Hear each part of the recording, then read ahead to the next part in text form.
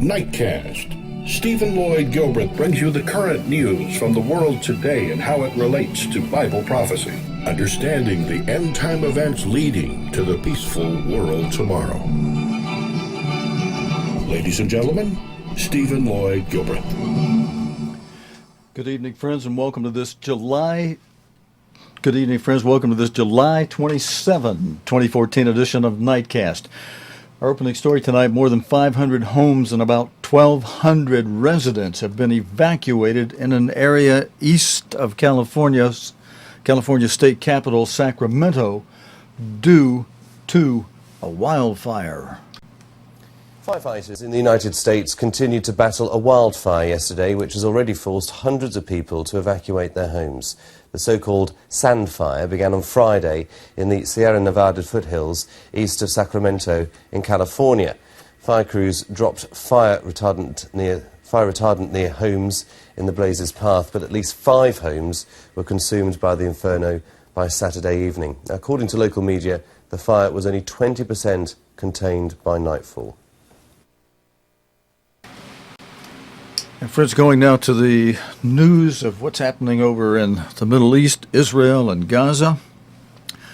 Hamas-declared ceasefire in Gaza stalls as the conflict continues.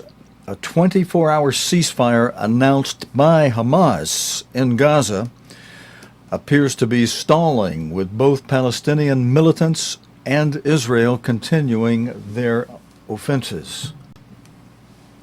Following reports contain some disturbing images. Today was supposed to be quiet in Gaza. Israel extended its ceasefire, but Hamas did not. This was filmed by the Israeli military. They say it shows rockets being fired from a school across the border into Israel. What is the benefit to the Palestinian people of Hamas breaking the truce and then having massive Israeli air fire? We're looking for a total agreement and a full agreement that will end this killing and lift the siege totally and get our freedom. This was Israel's response. It's just gone 10 o'clock in the morning. We were told that Israel was adhering to the ceasefire and that we were okay to travel on this area, but we're hearing a fairly constant barrage of artillery incoming. We've seen smoke rising in a number of different locations.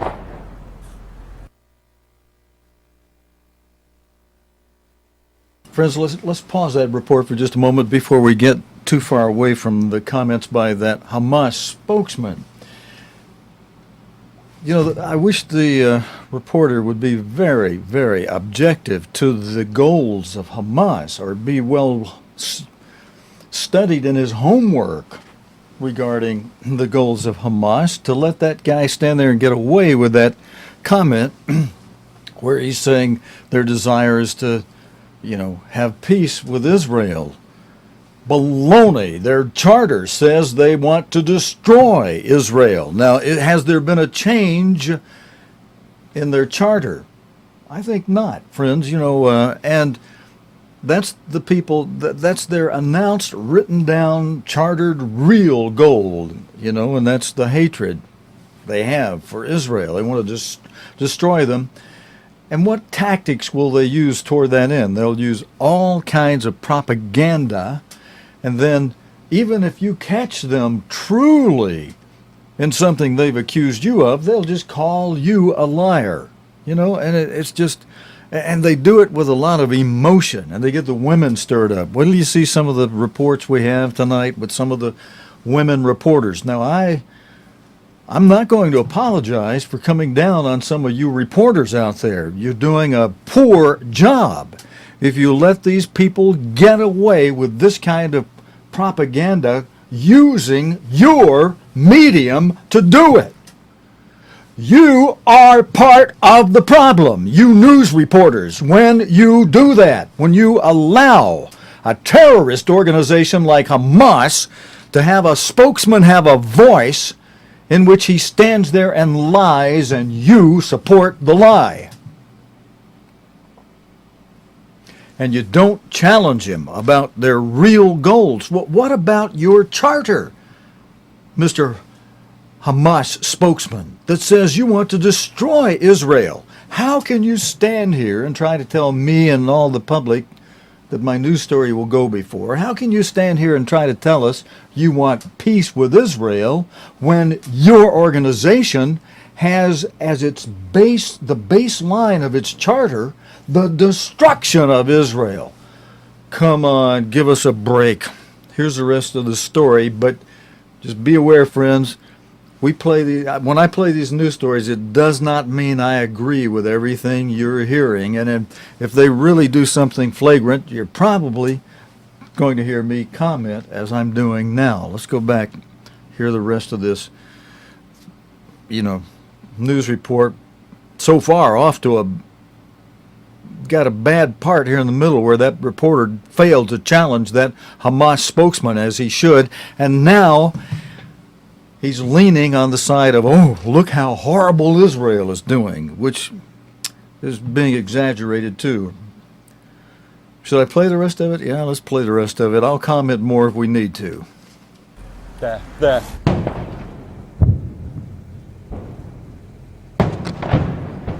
An intense bombardment followed. Israel had declared its ceasefire over, but many residents were simply unaware.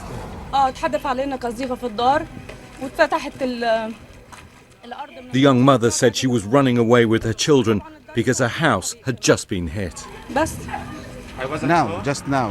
Yeah. And while we talked to another resident, more shells were landing. They didn't even flinch.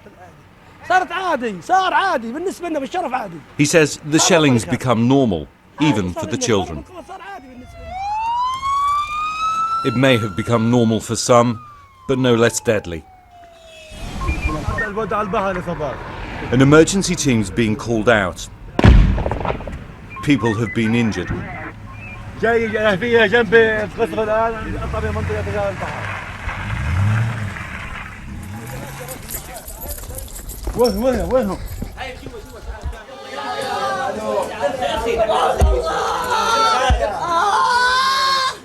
Four people have been wounded.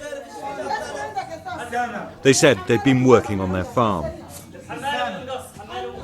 All of them had shrapnel wounds.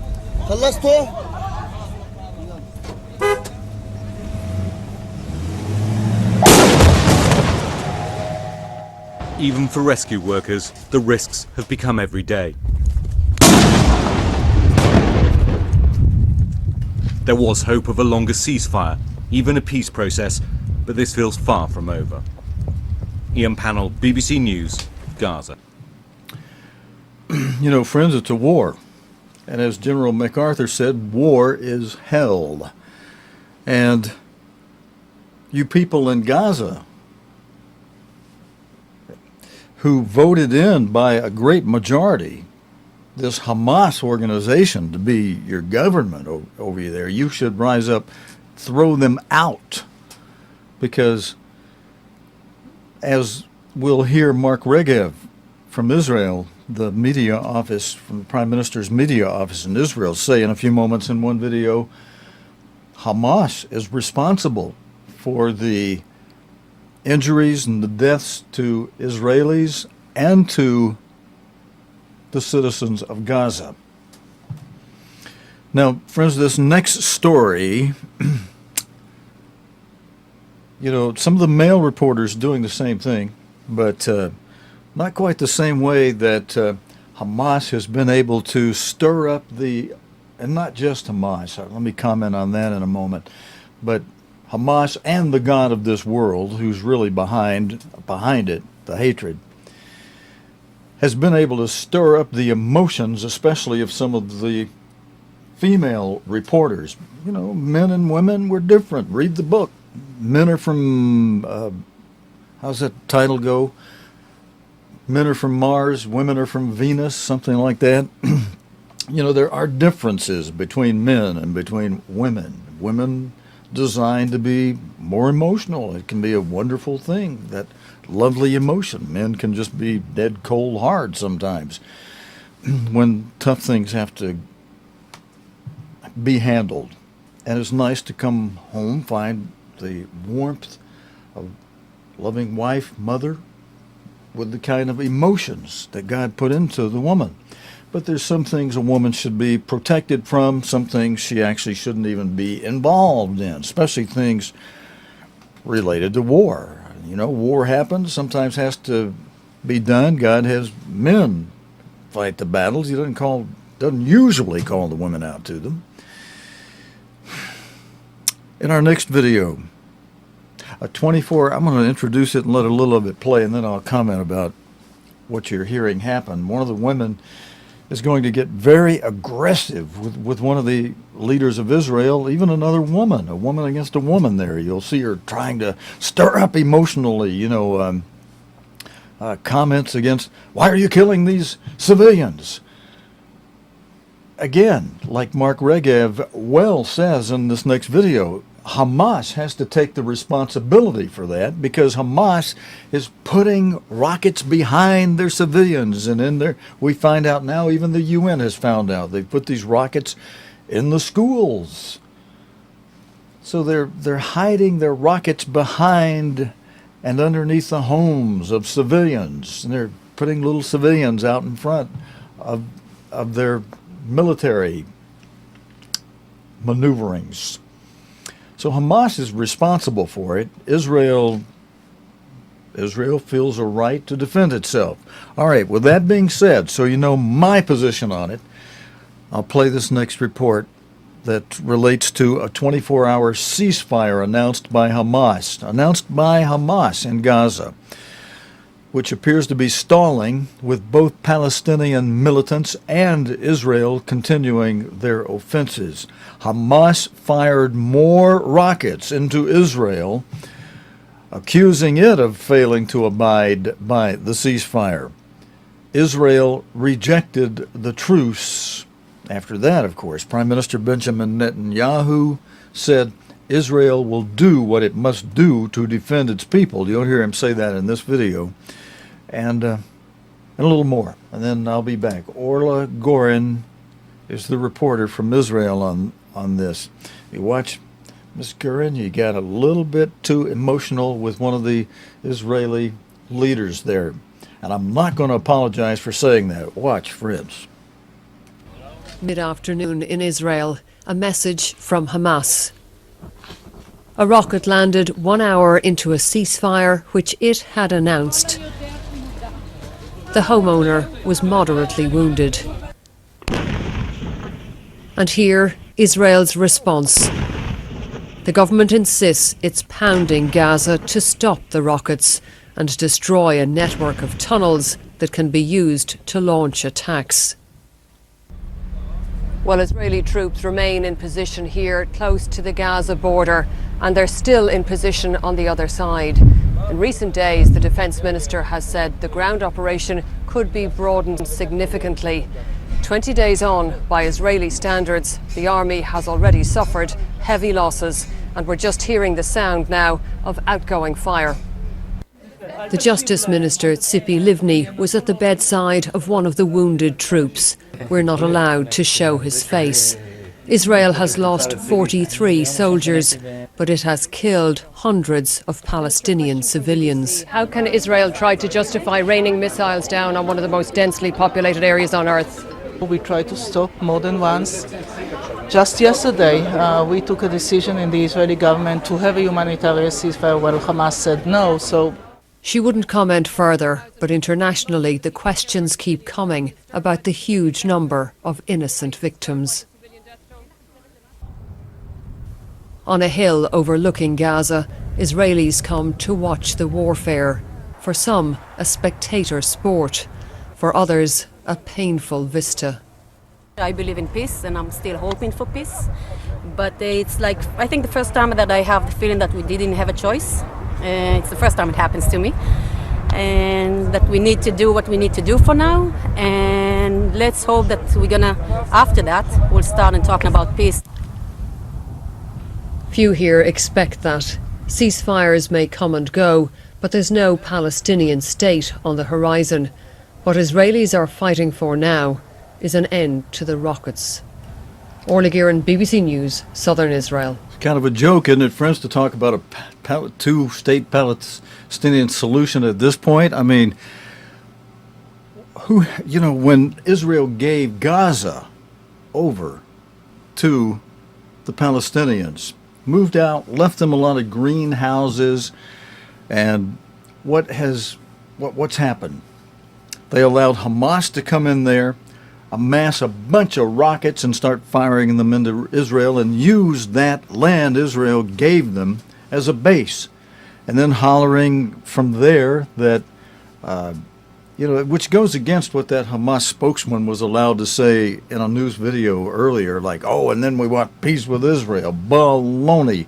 You just had one of your other men just the other day in a report saying Israel doesn't have a right to exist, and that those occupiers occupying our land, you don't even recognize Israel gave you what it had with Gaza, and now from there you're saying you want all the rest of it. Israel's not entitled to be there. And you should have used Gaza to show that you could. Well, let me not comment, because, friends, the only way this is going to be resolved is when Jesus Christ returns. It's no matter what little period of peace may yet come out of this, or it may explode things all around it even worse. We don't know. We've got to watch this every day and see where it's going to go. But listen now, on this next story, if you think, Oregon wasn't too bad. She had some balancing comments in there. Her emotional attack against the Israeli, I can't say her name at the moment, but the Israeli leader, another woman, was thankfully the other woman was able to avoid her. There's a certain bias coming out there. There's a certain bias coming out in that report. Now, Mark Regev handled himself pretty well as another woman reporter now. This one really tears into him teeth and leg here in part of this. It reminds me of a little comment. I got to tell you this before I play this, because you're going to think, Steve, why are you playing this? Letting that woman tear at Mark Regev in this way. Well, he handles himself very well. I think you'll agree after you see this. But I'm going to tell you about a little sign I saw in the local store at a gas station nearby the other day. A little handwritten thing taped up with a bunch of other notes right next to the register, and a woman running the register there, and she said, hey, stay there and read all you want. She's fine with all this. But one of them says, don't approach a donkey from behind. This is wisdom now, just wisdom. Don't approach a donkey from behind. Don't approach a bull from the front, or an angry woman from any direction. Here's Mark Regev handling himself pretty well against one angry woman reporter. First of all, we're not clear. It's our fire. I mean, you're jumping ahead of what the reality is. Let's wait and see what exactly happened. You issued a warning to evacuate the building. Presumably, you issued Correct. a warning because you were going to fire on the building. Did you check whether it had been evacuated? Let's be clear here. We don't know exactly what happened. I don't know exactly what happened, and neither do you. So one has to be a bit more judicious before making that sort of assumption. Can I say the following, though, if you'll allow me, please? There are two examples, not that Israel says so. There are two examples of UN facilities being used by Hamas to store munitions for their terrorist war machine to fire their rockets into Israel. The UN Secretary General himself released a statement, and I can quote if you'll allow me. He said specifically that those doing so are endangering the lives of innocent civilians. If Hamas is turning UN schools into areas where it conducts its war machine, its terror war machine against Israel. And the UN also the UN Secretary General, over the course of the day, primary the responsibility rests with those terrorists. We don't want to see any fighting around UN facilities. Unfortunately, the terrorists have forced that fight upon us. OK, the UN told us that it tried to coordinate a window with the Israeli army for civilians to leave, and that was never granted. Now, either the Israeli army is not speaking to the government, or else you're calling him a liar. Which is it?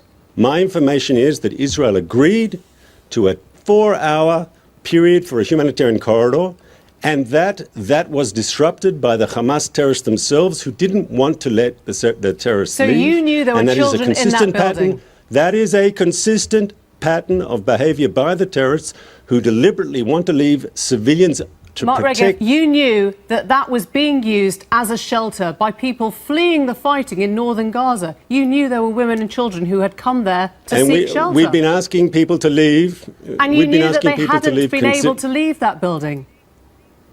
Once again, you are making presumptions based on information that you have or have not, or what you're suggesting that information you have. We don't know that for a fact. If after the fog of war has passed, this does turn out to be the fault of Israel, will you pause? Will you reset your rules of engagement tonight? Our rules of engagement are very clear. One does not target civilians. One does not target civilian infrastructure. That is clear, and we hold ourselves to the highest standards. But that's not working, is it? If it's not designed to hurt civilians, your strategy is manifestly not working.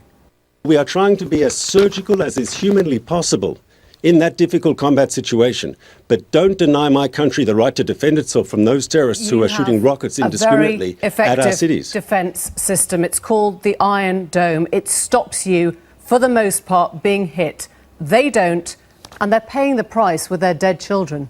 No, Hamas is responsible for the Israeli casualties and for the Palestinian casualties. Why is this conflict persisting? Because Hamas refuses to accept an Arab League ceasefire proposal.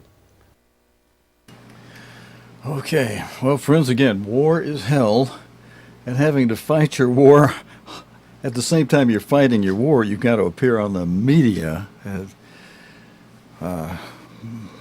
Mr. Regev, I think you handled yourself pretty well right there. Thank you. Friends, Israel has described the temporary ceasefire as a humanitarian window, but said it would continue operations to destroy tunnels used by Palestinian militants. Government spokesman Mark Regev, again, this is a very short one. Wanted to give him another say after he got beat upon there in that last interview. Mr. Regev said Israel was ultimately seeking peace and quiet. To a UN-sponsored ceasefire proposal for humanitarian purposes.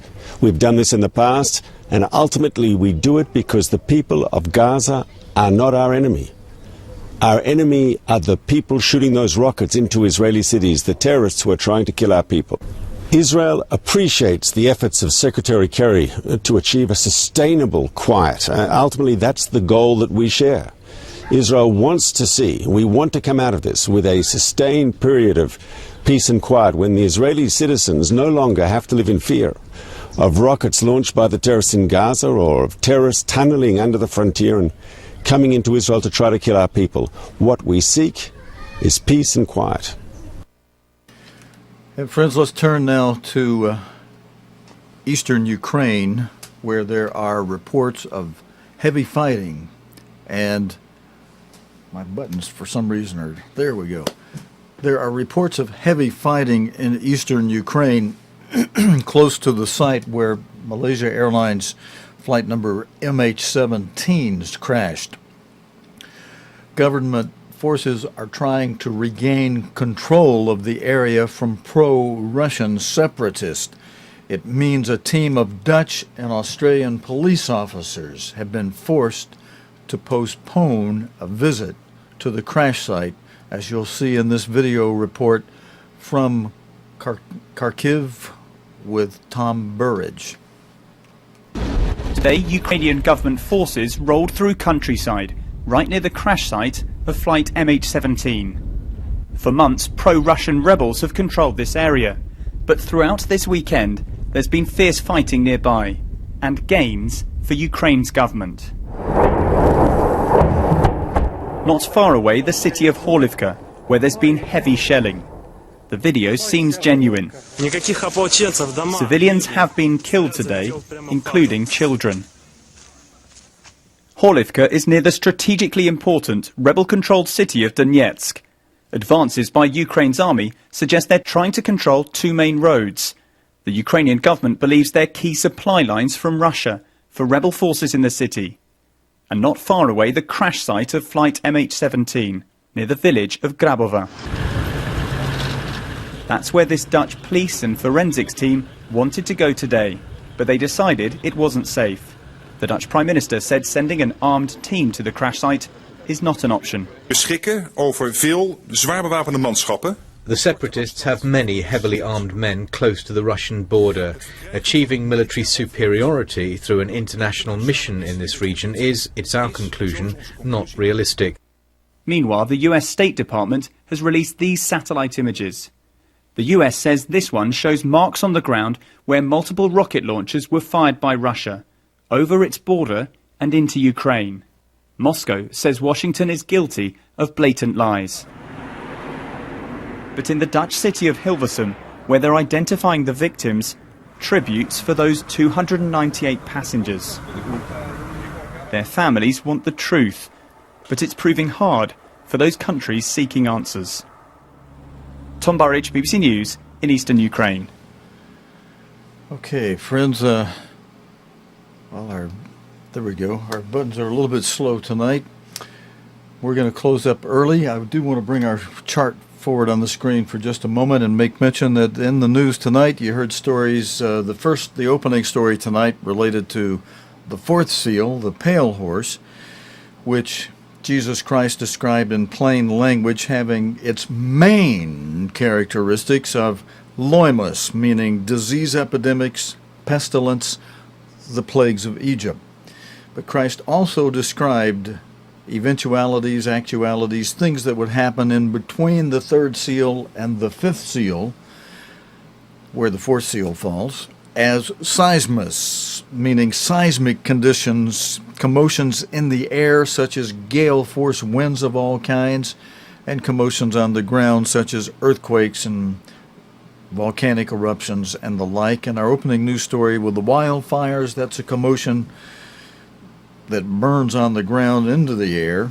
And so we saw that in the news tonight. We saw a lot of things related to the second seal, where you see two columns over the red bar that we have there to indicate how Revelation depicts the second seal as a red horse that Jesus Christ described in Matthew 24, Mark 13, and Luke 21 in plain language as war and rumors of war. And he also added that there would be world war, nation against nation, kingdom against kingdom. And when he said that, he was referring to eventualities of this second seal that would occur in the latter days, with world war, the first round of world war not having occurred until 1914, just last century. In fact, here we are, 2014, that would be 100 years ago. 1 century ago, World War started, that aspect of the second seal. And then, even though we don't have a news story of it from in today's news related to that third seal, the third bar over, the black bar that depicts, indicates how Revelation 6 depicts the third seal as a black horse whose rider holds some scales, and Jesus Christ is described in plain language meant scarcity of food, famine. And even though we didn't have a news story on it today, friends, as you may well know, the United States is currently in its worst drought ever. I'm going to have to try to get some pictures to show you of the Colorado River. More and more areas of that river drying up, no water running over huge parts of the Colorado River. More and more of it being lost to just dry, baked land. And friends, that's it for tonight, God willing, and the creek don't rise. We'll be back again tomorrow night, Monday night, with more of the day's current news related to the Bible and prophecy here on Nightcast. Until next time, this is your host, Stephen Lloyd Gilbreth, saying good night, friends.